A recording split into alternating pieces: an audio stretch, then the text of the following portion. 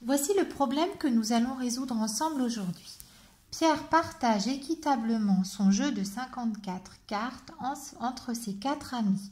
Combien de cartes aura chaque ami? Alors, si tu fais attention, il y a le verbe partager et le mot équitablement qui veut dire que l'on veut faire un partage dans lequel chaque ami aura le même nombre de cartes. Si nous prenons la carte mentale sur les problèmes, nous sommes dans le cas d'un partage équitable, c'est-à-dire que nous avons une grande quantité, 54 cartes, nous avons 4 amis et chaque ami recevra le même nombre de cartes. Il faut donc faire une division. Alors, pour faire une division, nous regardons dans nos tables. Pierre a 54 cartes et il a 4 amis. Tu vas donc regarder dans la table de 4 ce qui fait 54 ou juste en dessous.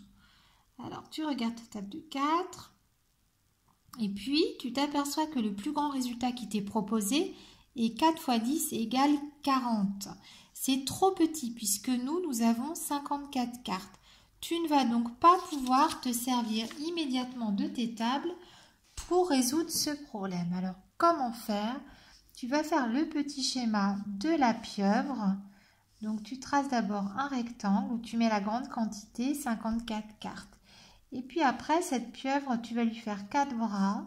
1, 2, 3, 4, qui correspondent aux 4 amis. Et puis, tu vas chercher quelle quantité de cartes tu vas donner à chacun des amis. Pour faire une recherche comme ça, qu'on appelle une recherche par tâtonnement ou par essai, eh bien, il faut faire des essais avec des nombres faciles à calculer. Les dizaines sont des nombres ronds qui sont faciles à calculer. 10, 20, 30. Le nombre 5 est aussi facile à calculer parce que tu connais bien ta table de 5. Alors, on va chercher, on va commencer par 10.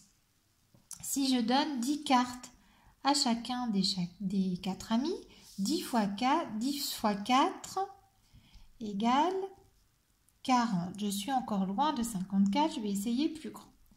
Si je donne 20 cartes à chaque ami, 20 fois 4, 2 fois 4, 8, je rajoute le 0 des dizaines, je suis à 80, ah là c'est beaucoup trop grand. Du coup, le plus proche, ça va être de donner 10 cartes. Donc, je vais commencer par donner 10 cartes à chaque ami. Si je donne 10 cartes à chaque ami, j'en aurai distribué 40. Or, j'en ai 54. Donc, combien il va m'en manquer? De 40 pour aller à 54, il m'en manque encore 14 à distribuer. Bon, alors, si j'en donne une à chacun des 4 amis, je vais en distribuer 4. Il m'en manque 14, donc je vais essayer plus grand. Si j'en donne 2, 2 fois 4, 8, je vais en distribuer 8. C'est encore un peu petit.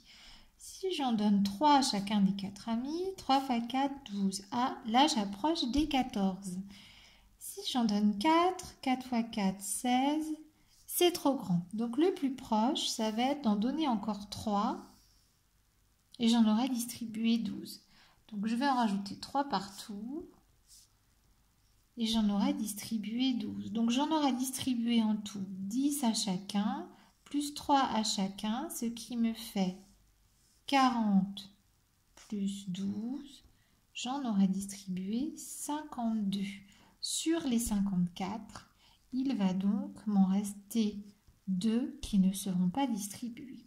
Je peux écrire ma division, 54 divisé par 4, ça veut dire 54 partagé en 4, égale 13, puisque tu vois que j'ai donné 13 cartes à chacun, reste 2.